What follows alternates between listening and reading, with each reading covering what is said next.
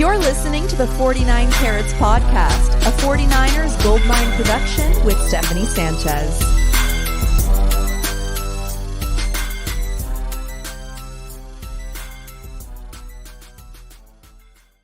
What's going on, everyone? Welcome to another edition of the 49 Carats Podcast. I'm your host, Steph. It is Monday, November 13th. It's been a minute since we've done a Monday Player of the Game or Player of the Week show with my guy, Weston. Weston, how you doing today? You know, Victory Mondays are a lot easier and a lot better than what we were growing accustomed to over the last month or so. So I am, while I've been sick as a dog for the last 3 or 4 days, it's my own fault. I played golf in the rain on Friday. But that being said, I'm as happy as could be right now. Yeah, the 49ers had us going there for a second because, obviously me and Weston have talked about the fact that doing these shows after a loss is always going to be tough. Like, we know that. But then they went and lost 3 in a row. And it's like, do you know how hard it is, after 2 losses to just try to find anything positive? But we did it. We tried. But now we're back to our winning ways, or at least the 49ers are. And we have a great show to talk about it today. Man, against the Jaguars, week 10, 34-3. It seemed like the defense got back to their old ways for sure. I wasn't so worried about the offense, Weston. I feel like going into this, I was like, okay, Debo's back. That should help. Okay, Trent can go. That should help. And I had a feeling that the offense was going to look like the weeks 1 through 5 version of themselves. But the question I still had was on the defense, right?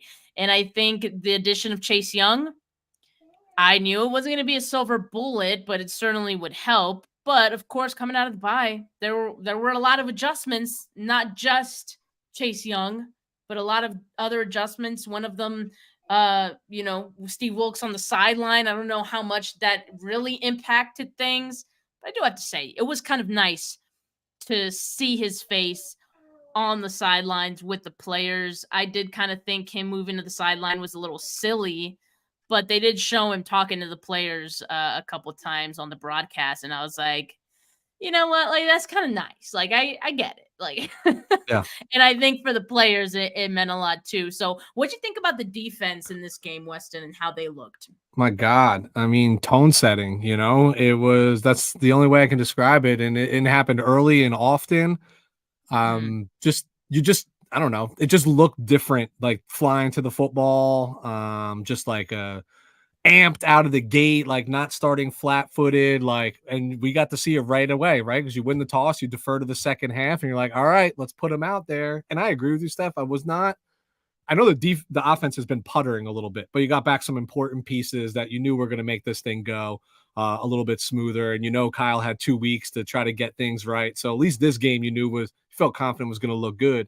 You talked about, I feel like we've been watching a failing soap opera over the last 3 or 4 months with just all the what's wrong with the defense and the plot thickens. And my God, Wilkes has got to come down from the booth. That's going to change anything. But you use the operative word, the adjustments, and more the alignment, the positioning. Were they going to play with confidence? And it just looked really obvious really early in this game that they were playing at a different level than they've been playing all season, right? It just felt faster. It felt sharp. It felt really just decisive at the end of the day. Trust your read, go get the ball carrier, and number 54, Mr. Fred Warner, started it off real early, first play of the game, just creating pressure, right? And flying to the ball. It was awesome. They looked great. They looked great on defense. And that's just exactly what we were used to seeing, right? Out of this defense. So to us, it just looked like the same old 49ers, and I love it. Now, do you think that this version of them is really here to stay? Or is this just, because they're coming out of the bye week, because they made it? Because remember, they had a really good game like this against the Cowboys, right? Where they looked really good, everything clicked, and then after that is when things really started to fall apart. So do you think they can keep this up?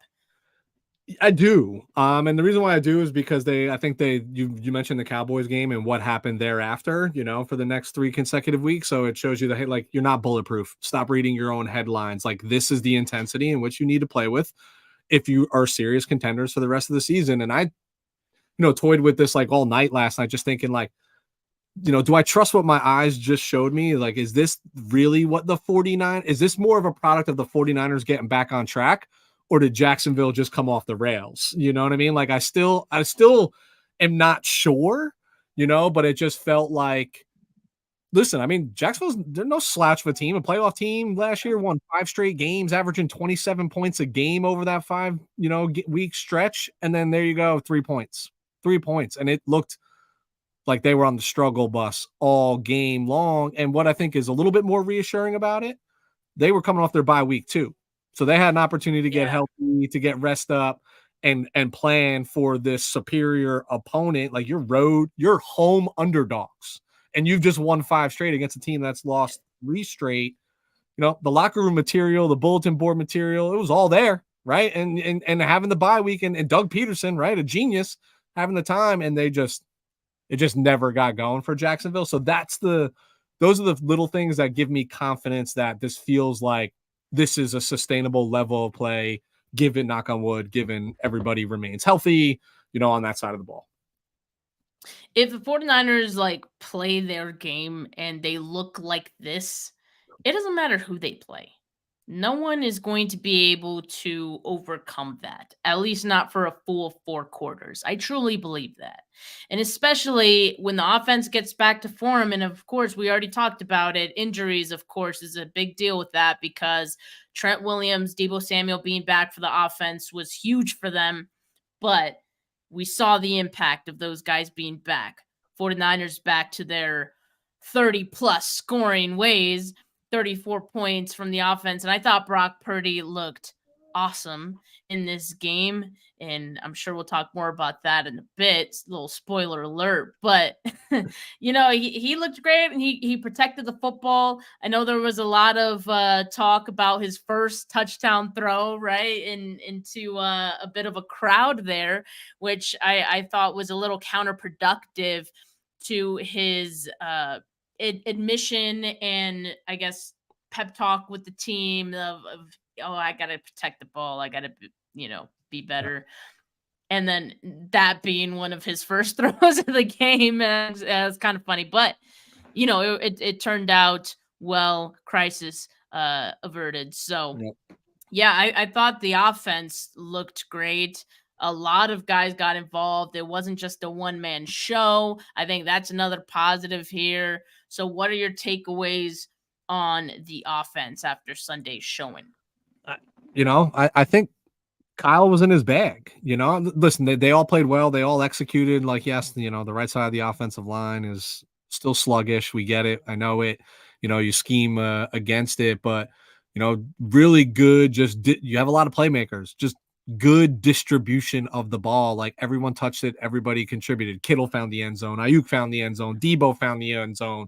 Juice found the end zone. They desperately tried to find the end zone for CMC and came up just a little bit short. But, like, that's what happens when you have an embarrassment of riches. And it worked well, and you talk about, like, of course, I'm screaming at the TV when Brock's making that throw to Ayuk, because that's like football 101. Like, you just can't, unless your name's Patrick Mahomes, you probably really shouldn't make that throw or be comfortable watching your quarterback make that throw. But that's honestly, that's the kind of ball that Purdy plays. Like, he's not risk adverse. Like, he'll take some shots. And you know what? Every once in a while, yeah, it's going to bite you in the ass. This time, sometimes the ball just bounces your way, right? And it bounced their way. But it looked good. It looked clean. It looked exactly like we saw for the first 5 weeks of the season. Like, pick your poison. You want to keep McCaffrey out of the end zone? No problem. We'll find another way to get in there. Yeah, absolutely. I think so too. The offense, again, if the defense looks like it did, and they can hold opponents to 3 points, 10 points, whatever it may be, and the offense can score 30 plus, like, hello, that sounds like a winning formula to me. But Weston, because it's a win and because it was such a great win for this team, I think we have a lot of candidates for 49K player of the week.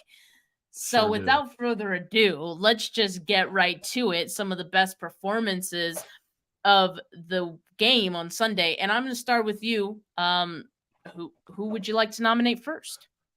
I am thrilled to death to nominate this individual first. I'm gonna say NB Smaller Bear number 97, Mr. Nick Bosa. Welcome to the stat party that we've been waiting to throw for you. This show is all for you today, Nick. No, it just looked good, right? I mean, he got home, he forced a sack fumble, recovers his own, recovers it. Then you got, he deflected a pass, a couple hurries. He even is the reason between pressure and getting to Lawrence and wrapping him up from behind, forced an interception in the middle of the game. He just impacted the game in every single capacity. And this time it was there for even the most basic and simple of fans to see, right? For the world, right? Yeah. It showed up in every stat column, not just like pressures and hurries. It was just there. I think this was his most complete tape for the 2023 campaign so far. So I couldn't wait to shout 97 from the rooftops today. It was performances like this that I think put Nick Bosa on the map for Defensive Player of the Year last season, right? And I do want to give credit to Nick Bosa, but I do feel like part of this extra juice that we saw from him did have to do with Chase Young. And Chase Young, I'll be honest, he isn't one of my candidates for this week, although I do, honorable mention because I think the impact of him alone helps guys like Nick Bosa, like a Javon Hargrave, Armstead, anyone on this defensive line opens things up for them. And, the both of them together combined for 8 pressures. They each have 4. Nick Bosa had 1.5 sacks. They had a forced fumble and recovery. That was the one where they met at the quarterback. I mean, it's not going to be the last time that we see that. And they combined for 3 quarterback hits as well. And so I think this is just their first game together in red and gold, right? Like we're going to see way more of this, and I thought it was really cool to just see like the interaction between those two. I mean, even before the game was played, we saw these clips of them at practice, giving each other the helmet kisses and just like talking with each other, always next to each other. And then we got more of that on Sunday, just sitting next to each other on the bench, hyping each other up. Like you can tell it's kind of like I was just on a live with Ashley Ariona, and she said it perfectly. They challenge each other. Sure. They challenge each other to be better. And I think that had a lot to do with Nick Bosa having this reinvigoration out there on Sunday. And I think it's going to keep up, honestly. And whenever it's not Nick, I think it's going to be Young. You know what I mean? So I think they're both going to be able to feed off of each other. I love the nomination for Nick Bosa. I hope there's going to be, more weeks like this to come for him and this defense. But it's a really good step in the right direction. And I think it proves like why the 49ers felt so strongly about bringing Chase Young into this team to begin with. So really excited about those two. Real quick stuff. Did he play? Did you think he played more than you anticipated or less than you anticipated? Not quality of play, just volume of snaps. I thought he would have a big role. And the reason being was because they had the bye week to kind of like acclimate him, right? Yeah. So I did kind of expect, he was going to start. He did. And he had, I think, as big as a role as I thought he would. It met my expectations, I would say. I'm trying to find how many snaps he had because I did 35 out of 54. Okay, perfect. Because I had bookmarked it. Yeah, and so I think that's about what I expected him to get, and so I think he'll have even more snaps next week, right? I was surprised, right? I didn't think he was going to get that much. I know like the bye week, the extra week, but like, not not the easiest of defenses to learn, and you are deep there, and you kind of want to like bring them along. I thought it was good, but it was just a pleasant surprise, like you said, like immediate impact and contribution, not even up to his level, right? If you were to ask him, and I just found it surprising that like he missed 19 defensive snaps in his first game for this team. So I found that to be pretty awesome. And I was saying to myself, like before the game, I was like, yeah, he'll have a big role, but I don't think they're gonna do anything like super complicated. Not that like some of the things was complicated that they were doing, but I thought they were gonna keep it simple. I was like, Nick Bosa's gonna stay to his side, Young will stay to his side. They had these guys rushing from the interior. know. Like I know. what? Like again, in the first game that Chase Young plays after like 1 week of being with the team, like this is the kind of things that they're dialing up for both him and Bosa. So, I mean, a good sign of things to come Sure. For that duo there. But all right, I'm gonna Who you got? Nick Bosa was one of mine, so great, that's awesome. But I'm gonna go with Brock Purdy. I mean, this is an easy one for me, quite frankly. It's low hanging fruit, and I just got to give Brock Purdy credit for what he's been doing this season. Right, I think he's had a great season, and I think on Sunday, because it wasn't matched with some couple of interceptions, I think we can appreciate it a lot more. It also came in a 34-3 win, right? So again, we can appreciate it way more. 19-26, 296 yards, 3 touchdowns, a quarterback rating of 148.9. And look, I mean, he was able to get off the field early even because his job was done early. I think he just continues to show, and I think like Kyle Shanahan, the way he calls plays for him shows that he has a lot of trust in him, and there's a reason for that, right? I talked about it in one of the shows earlier with Ashley. Again, it was 2nd and inches on that throw that they dialed up for George Kittle that went for the touchdown. 2nd and inches. Yep. Like we could quarterback sneak that. We can get Christian McCaffrey to just like punch, get us a couple inches. In like a couple years ago, that's what we would have seen. Just like, okay, let's just do a run play here. But we got Brock freaking Purdy now. And I hear from Kyle Shanahan, he's a real deal. So again, like clearly it just shows the trust that Kyle Shanahan has for Brock Purdy. The moment's not too big for him. Any play is on the table, I think, at any given moment for him. So I do just appreciate that and what he's doing to, command the huddle. He has a lot of confidence out there, and I was just impressed. And I want to throw this nugget out too. It's not just about Sunday's game, but I wanted to throw this out from a tweet I saw.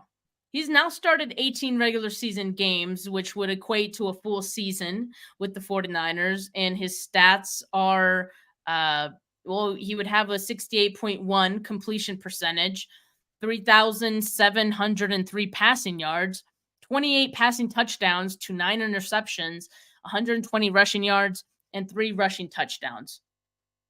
That's a pretty admirable. Hell of a season. Yeah, that'd be a pretty admirable stat line for a lot of quarterbacks. And so I'm very appreciative of what the 49ers have with Brock Purdy right now. And I'm excited to see what he does for the rest of this season. And if there's games like Sundays, it's going to be another great season for Brock. It's crazy that you bring that up, Steph, about hey, now we have a full season's body of work. I mean, for 49er fans, when's the last time you had single season production totals like that from your quarterback? It's been a long, long, long time since you've had a quarterback reach those heights. And the most important stat there is his team that he leads is 15-3 over that stretch, right? If we're not counting I guess if 18 starts, maybe we count the Eagles, whatever, 14-4, 15-3. Who's not signing up for that in that slate of games that he's played so far? And it's funny because during the game yesterday, I had two moments during the game that were WTF moments, right? Like first was his throw to Ayuk. Like, what are you doing when that ball left his hands? The other one was more about Kyle. Like, why on 2nd and inches, the way that this team is built, is that the play call, right? And like, what do I know, right? Touchdown, Kittle walks it in. Easy, but it just didn't feel like, again, that's not the play call that we expect, right? Like the 49ers are built on just get the first down. We'll take another 4 minutes off the clock running the football. Like that's, the clock control and clock management. That's how we kind of operate. But you hit the nail right on the head.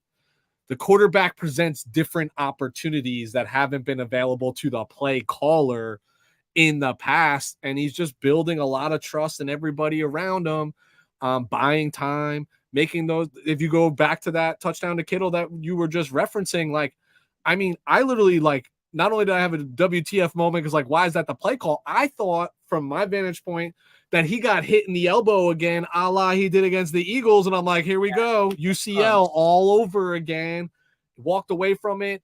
I mean, that ball was from the pressure and the contact was as affected as a pass could possibly be. And it was still a dot, right? Like right in Kittle's hands, walking in. And it's not what I'm most celebrating is like I like Brock. Like, I think he's, I agree. I think he's a very cocky individual, like confident, not cocky, confident. There's a reason why we all call him BCB, right? Like he lets him hang a little low and he plays a fiery brand of ball. But the truth is like what I love most about him is how it affects Kyle.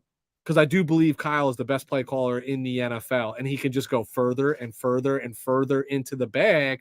When you have trust in the quarterback, like nothing's off the table now.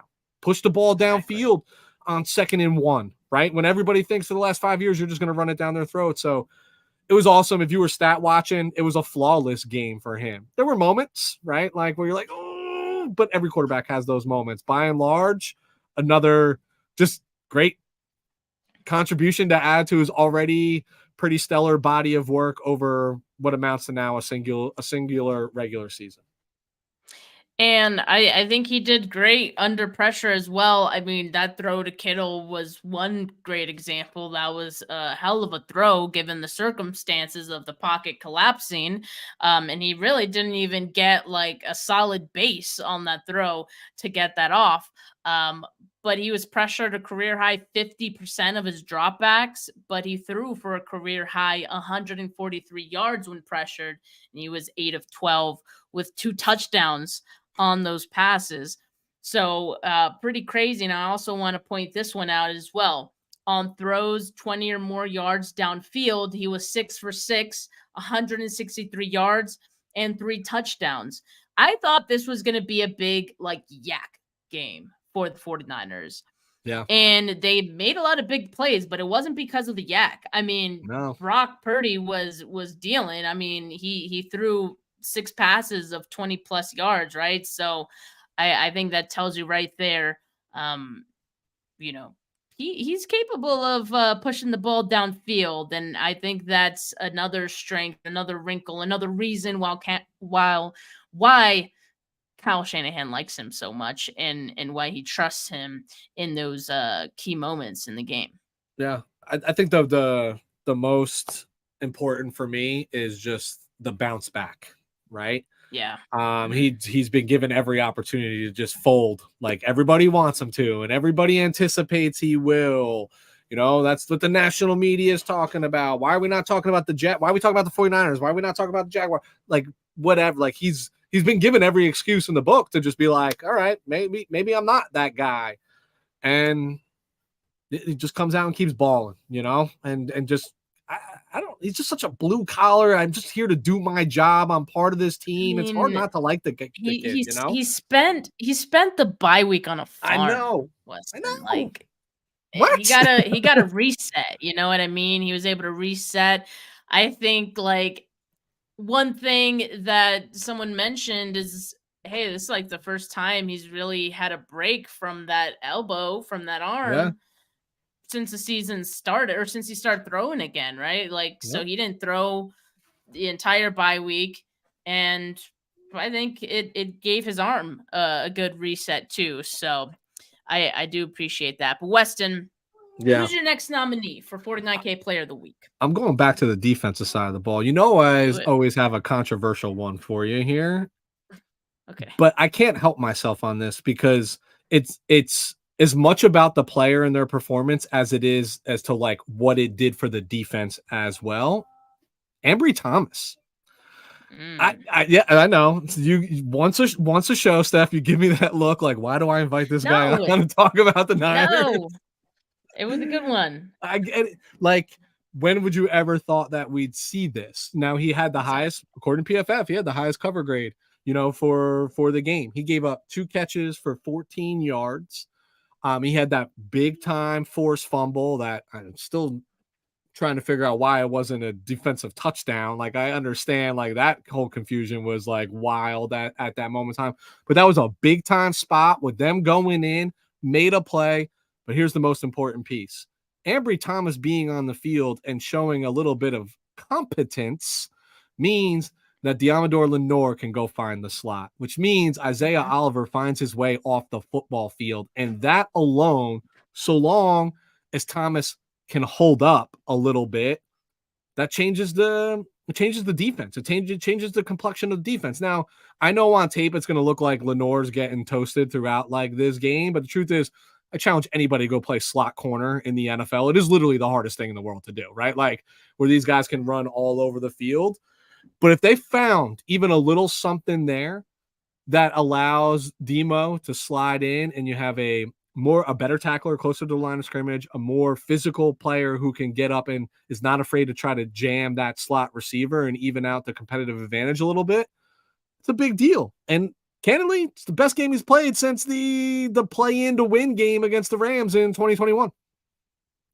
Yeah, I mean, look, I wasn't look, if you weren't gonna vote for Ambry Thomas, Weston, I was going to, because I thought he had a good game. Look, this 49K Player of the Week thing is a week-to-week award.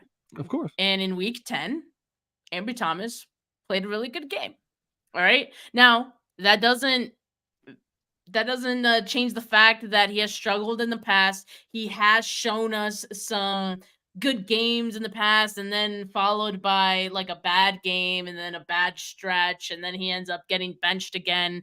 Like, this is kind of like a cycle for him. Sure. So I'm not going to sit here and be like, well, Ambry Thomas is going to change and transform this defense because he's emerged once again. We don't know that. All right. He had a good game. He had a really good game. We're talking about week 10 of the NFL season. Ambry Thomas played a good football game this week. Yeah, I know. Randy's not ecstatic about this. And I get it. Like, Ambry Thomas, it feels weird to even mention him here, but he had a good week 10 game. We got to give credit where it's due. He had a 82.3 PFF coverage grade. That was the highest on the team in week 10 against the Jags. He allowed just 14 yards. He had the forced incompletion, no touchdowns allowed. He also had the fumble touchdown, which would have been a touchdown had, there not been too many people just walking on the field. Yeah, just let that play end.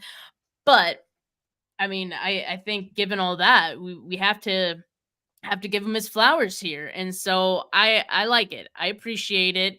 And hopefully he can keep it up. All right. But for week 10, I'm really happy for week 10, it worked. I think it was good that the 49ers just try to make an adjustment there. And again, like, maybe it doesn't work out long term, but they tried it out, right? I like that. And I guess Shanahan spoke before we went live. He spoke with the media today and said that the 49ers will continue to look at both Lenore and Oliver at the nickel spot on a week-to-week basis based on the matchup. Remember, that's what they said at the beginning of the year. And then it kind of like fizzled out and it became all Isaiah Oliver. And we know how that went. No. So maybe like, I don't know if they're trying this thing of, well, the opponent doesn't know who's going to be out there. So maybe we'll just surprise them, and maybe that's how one of these guys will look good. They're playing the shock and awe game, right? And they're guessing. You don't know who's going to be out there.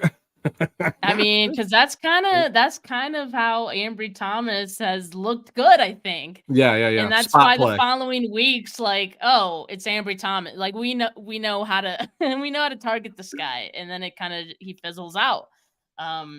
So I don't know. I'm hoping it's different this time. I'm hoping, but listen, your job as a defense when you play in the defensive backfield gets a lot easier when you're pressuring the quarterback, right?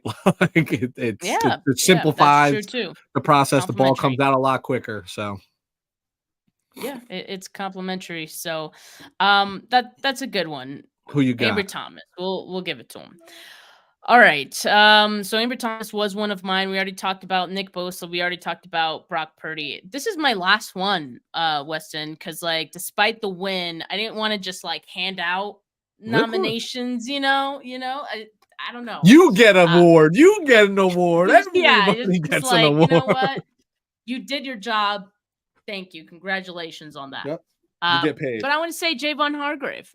Say Javon Hargrave because I think along with, I keep saying reinvigorated in describing the defensive line this week for the 49ers. And the reason is because like, I think we saw a lot of guys who we know are good, like just have a good game. Like they just came out with the juice and they were back to looking like themselves. Javon Hargrave being one of those guys. I mean, he had 4 tackles, 1.5 sacks, a tackle for loss. This is the type of performance that I think we were missing from Hargrave for a minute. Like he had been kind of MIA in the interior for some time. And I think again, with the addition of maybe the addition of Chase Young helping him out immediately, along with some of the adjustments that Steve Wilkes, made during the bye week, right? Or maybe it's just like extra effort. I don't know. It could be all of those things combined. But I really liked what I saw from Javon Hargrave. That is a type of disruption up the middle that the 49ers need.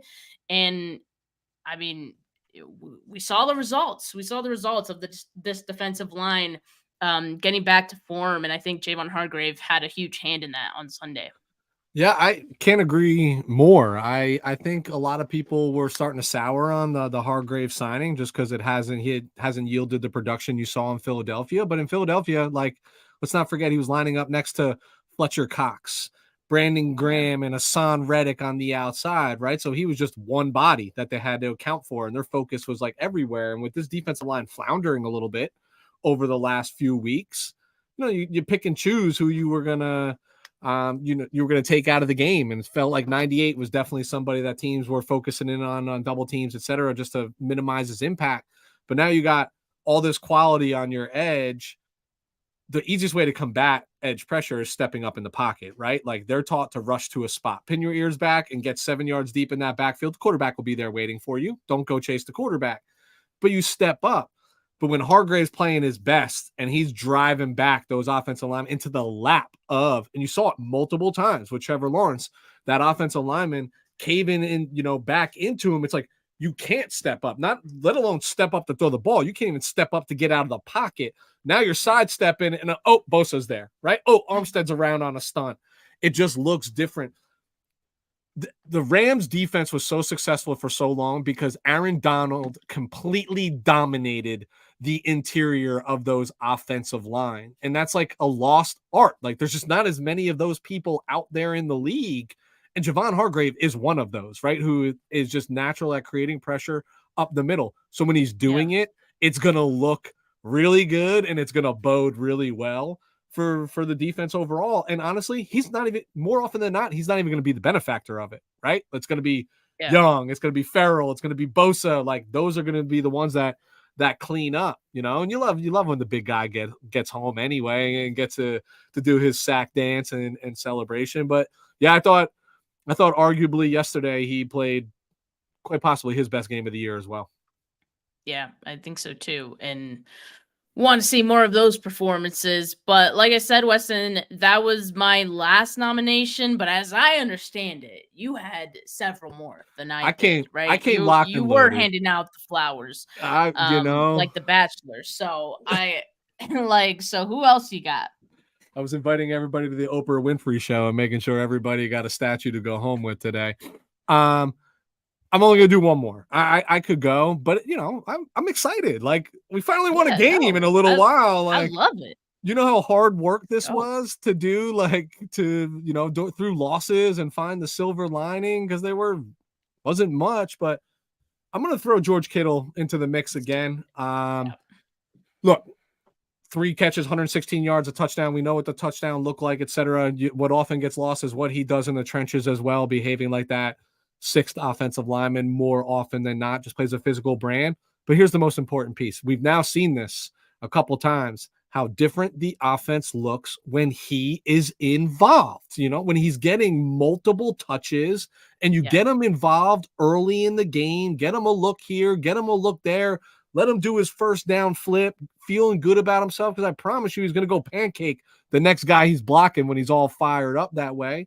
He made one catch where he took a big hit, like a big hit. And I was like, my goodness, like, here we go, and back in, finish the game. Let's not bring the hospital balls back, please. I know. I thought we got rid of that. Although that wasn't as blatant. It was just like, hey, you guy had to go up and make a play, and he got pelted for doing it. Thank God he hung on to the ball. But as good as Ayuk is, as good as Debo is, as fantastic as CMC is, I think what is missed is that this offense really hums when the tight end is involved. And evident, like, there you go. He didn't even have to be all that involved. He just had big impact plays. Every one of his catches went for either a first down or a touchdown, right? Like that's what you want. That's what we expect from George Kittle. Yeah, I think so too. The reason, okay, and maybe I'm being nitpicky, maybe I'm just being like kind of tough on these guys. The reason I didn't nominate George Kittle is because most of his yardage came on the touchdown play, which I give more credit to Brock Purdy for the throw than I do George Kittle the catch. That being said, George Kittle did have a great game. And I think especially when Debo was out, they were kind of forced to rediscover Kittle and what he brings to this offense. And I'm glad that even with Debo back, he was a mainstay, right? Like he was still involved. And by involved, like we're not talking about, 5+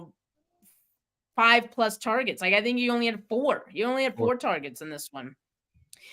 But and 3 catches, right? But what he's able to do with that, as you were saying, impact. He brings impact to this team. He's doing more with less. And that is exactly what the 49ers need. And I also like it because it kind of throws the opposing defense off balance a little bit, because everyone talks about the fact, well, you have all these guys you have to account for. But at the same time, the 49ers were seldomly, is that a word? Or is it just very seldom? Seldom. They were very welcome to our English lesson this evening as well. We go. Weekly. They were seldom throwing the ball to George Kittle, even, given that fact that they had all these weapons. But then you throw them in there, and that's why you're seeing these big impact plays, because it kind of throws the opposing defense off kilter a little bit. At least I think. I mean, it's a little less predictable. And I mean, again, he's doing a lot with less. So I love it. I love George Kittle for that. And also a lot of what he does, it goes unnoticed, because a lot of the times he's doing things without the ball in his hands, right? That a lot of us don't see. You can't quantify that. There's no box score for that. I'm not just even talking about like just pass blocking only either. Like there's run blocking too that he's great at.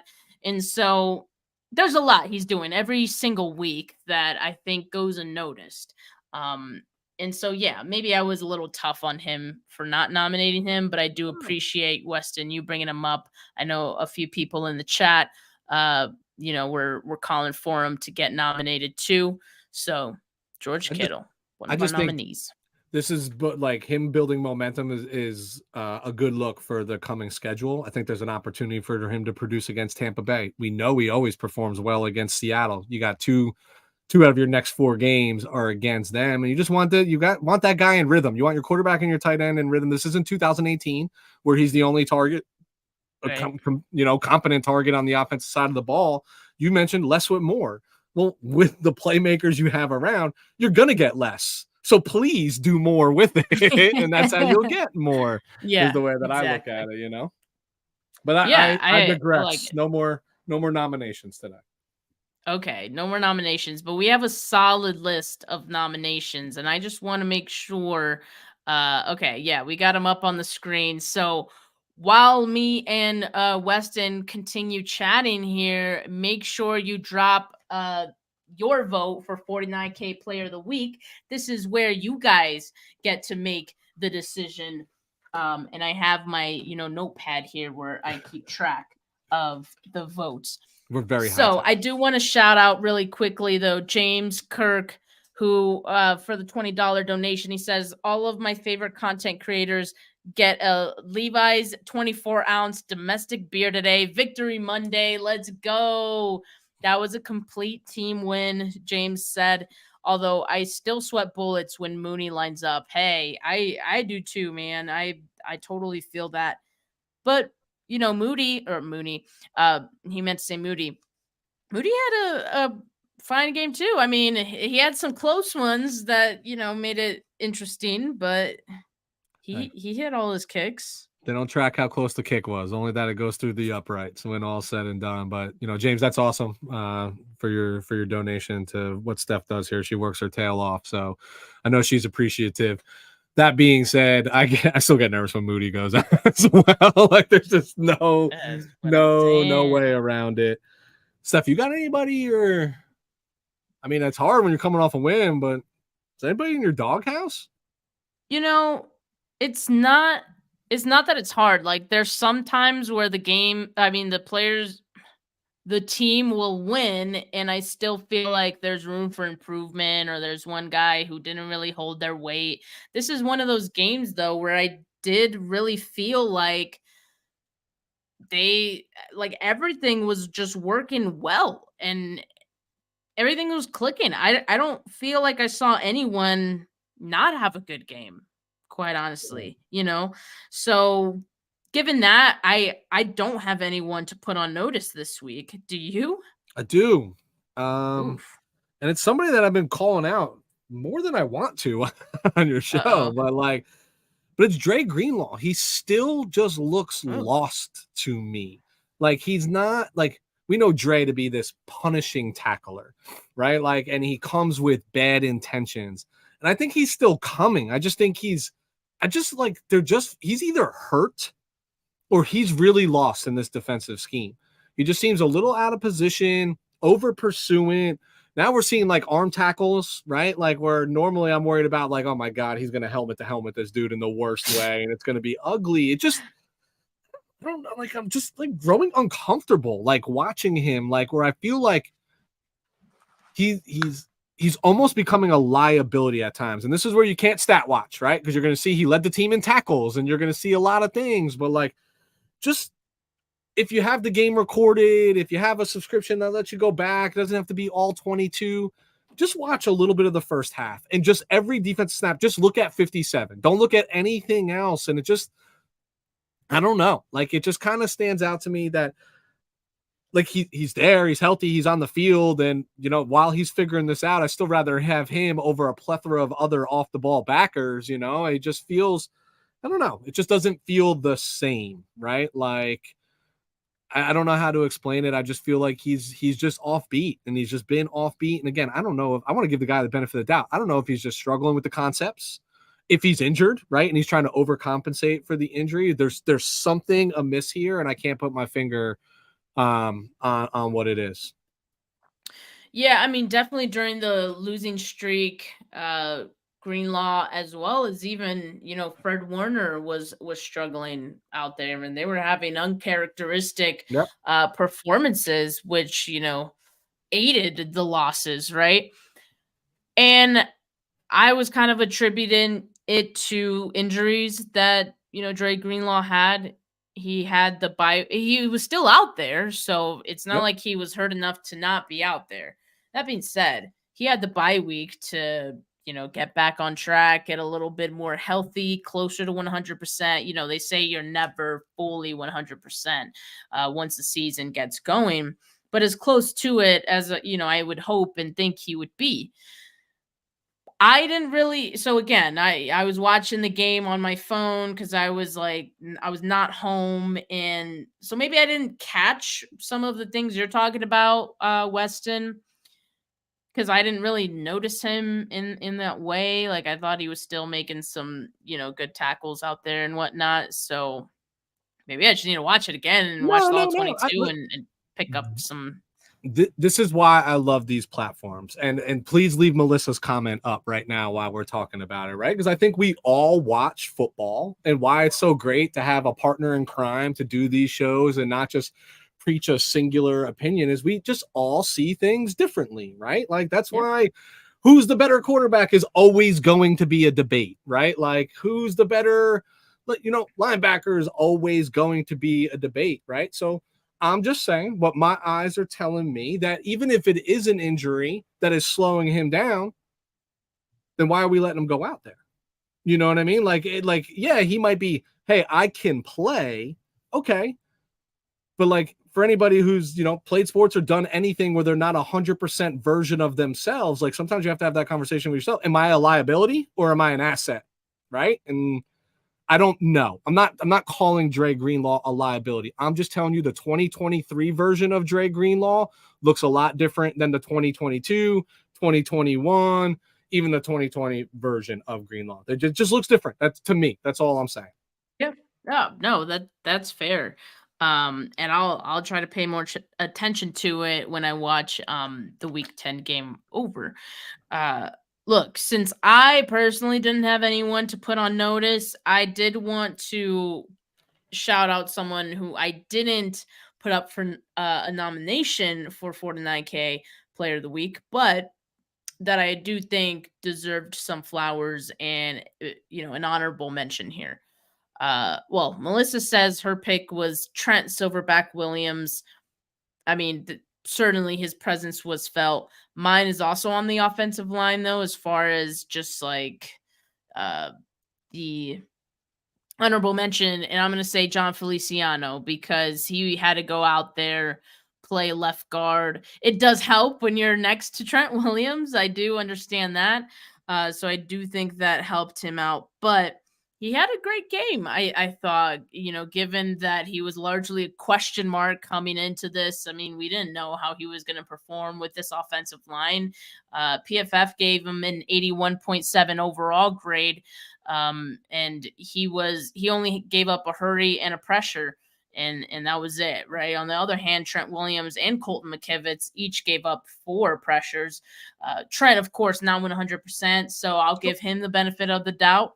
And I admire that Trent, wanted to be out there so badly. And I'm glad to hear that he didn't have any setbacks coming out of that game. But John Feliciano, honorable mention, while he's not one of the candidates here for 49K Player of the Week. Just wanted to say that I appreciated his performance. I mean, dude played great. Wasn't a liability. Obviously everybody was concerned because Aaron Banks has just been having a really quiet, really solid, stellar 2023 campaign so far. It's another one of these things that, yes, Melissa, I would agree with that. Both of them, to be honest with you, as well. But so she mentions Burford. Okay, Feliciano playing well, Banks pumps back. Does that mean, hey, Feliciano, do you go to right guard? Right? Does that change a little bit of the complexion on the right side of the line? It's really cool and really opportunistic for the 49ers that, because of some injuries, are they figuring out little different wrinkles that could be difference makers for them on this back half of the season when the schedule is going to get real tough. And as of week 10, maybe Feliciano is one of those, you know, maybe he's that off-season acquisition that nobody really cared too much about. And then all of a sudden he's going to be part of a playoff run. Don't know. Yeah. I like the thought of it. I mean, in Kyle Shanahan, before we went live, spoke with the media, and he did say Colt McKivitz, who got his leg rolled up on, is day to day. So to your point, Weston, like maybe I don't know who would play, right tackle. Could be Matt Pryor. They also have Jalen Moore, although Jalen Moore has mostly played left tackle, so usually you don't want to switch guys who have only played one side. But it'll be Burford interesting. A tackle in college? Wasn't Burford a tackle in college? I think so, but I don't think they like him there at But NFL. Who knows? I mean, you don't know. You know what I mean? Like, yeah, got to try something. Right side yeah. is Yeah, the right side is. I think we often forget about the right side just because I think Brock Purdy can mask a lot of their deficiencies at the end of the day, where what they're doing and pressures they're giving up kind of become non-issues. But in the grand scheme of things, it is an issue. And while it might not be an issue in week 10, it could be an issue in week 13. It could be an issue in the playoffs, right? So definitely something to consider. And, finding new wrinkles, new guys who can potentially give you a boost there is not the worst thing in the world, right? So Feliciano, one of those guys who I think, did a fine job. And we'll see if Colton McKivitz could go on Sunday. It's Monday now, so there's a lot of time for him to make it for next week. But just something to keep an eye on. But all right, guys, you guys have voted, and with a resounding 4 votes for Brock Purdy compared to George Kittle's 2. Brock Purdy is our 49K player of the week this week. And no one else on the list even got a vote. So it was Purdy and Kittle the whole way. Purdy, as I expected, I was thinking about it and I was like, man, I don't think there's anyone who deserves this more than Brock Purdy this week. So congrats to Brock Purdy for being our week 10 49K. No vote for Bosa? Not a single one? Not a single vote. Well, actually, like Weston, I mean, me and you didn't vote. You want to give your vote to? I'd vote Purdy. So I think it's the right hands. That's exactly what I thought. So actually 6 votes for Brock Purdy. And so that was a great performance, and the type of performance that this team is going to need from him, week in and week out, if they're going to continue to be this dominant force in the league. But that's pretty much our show for today. And again, me and Weston are just happy to be talking about a win once again and having a lot of guys who we're excited about, their performances. And I appreciate all of you guys that tuned in, because I could feel your guys' excitement and energy through these comments too. You guys are also excited about the win. So let's make sure the 49ers can keep it going. But make sure you like this video if you have not yet. Make sure you subscribe to the channel, not just my channel, but also Weston's. And Weston, do you want to plug your channel's name really quick so everyone knows where to go and where to find you? Yeah, so on YouTube, it's called We're Talking Football. I partner up with somebody. We talk a lot about all the NFL. I cover a lot about the 49ers. That's going to change, but that's what it is today. Steph's been helping me do some things, but be on the lookout for some updates related to that. But as of this conversation today, it's We're Talking Football. Yep, make sure you check that out. Weston's one of my favorite weekly guests, so he does great work. You guys got to subscribe to his channel as well. But I appreciate all of you guys. Make sure you have a great Monday and a great rest of your week. I'll be back live tomorrow with Bully Ball in the morning. But for now, peace.